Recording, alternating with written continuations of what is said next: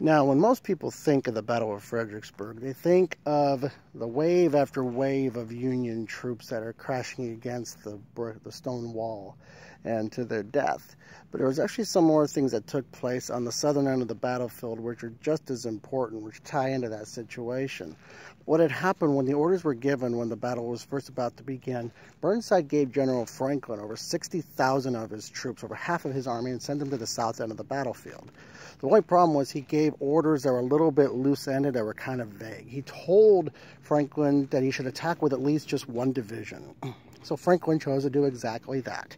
He sent one division against this position. He sent the division of George Gordon Meade and his Pennsylvania boys coming up here, 3,800 men, and they pushed through an area down the hill which would eventually be called the Slaughter Pen, because what would happen is the men coming up would be under long-range Confederate artillery fire from all over the field. They lost many, many men, but they still pushed forward anyway, and they miraculously were able to break Stonewall Jackson's line. They did a 100-foot break in Jackson's line. And when that happened, Meade called back to a division that was behind him. It was of a different division of a different corps, General Birney from the 3rd Corps, and he just said, hey, basically, we need you to come up. I just broke a hole in this line. We need your help to exploit it. Birney took the position of, you are not my commanding officer. You're breaking the chain of command. No. And so they sent back then, and then Meade sent back again a little while later.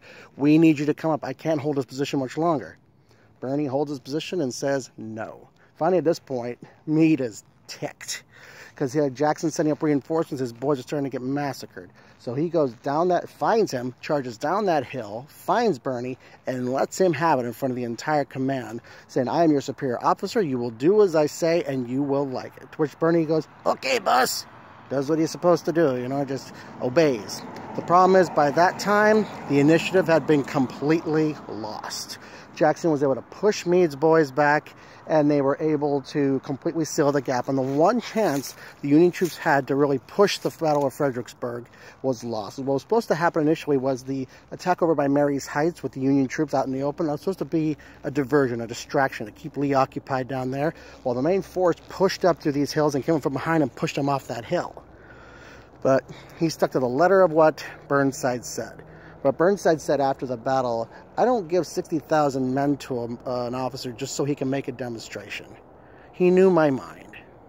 And so Franklin will be relieved of command, and Burnside would eventually be relieved of command as well. So the one chance they had here at this breakout here was completely lost because other officers refused to support one another. There you go.